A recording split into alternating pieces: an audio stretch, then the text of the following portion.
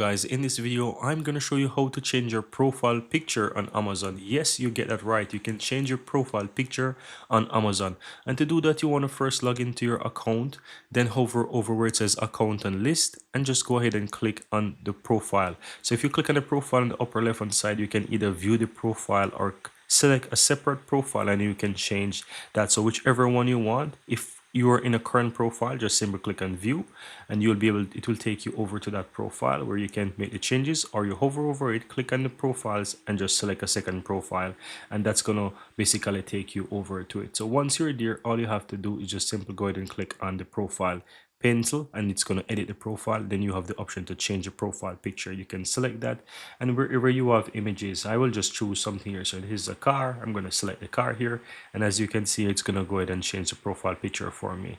And you also can change the name if you so desire. But that's it. That's how you go ahead and change your profile picture for your Amazon account, guys. Very easy and very simple.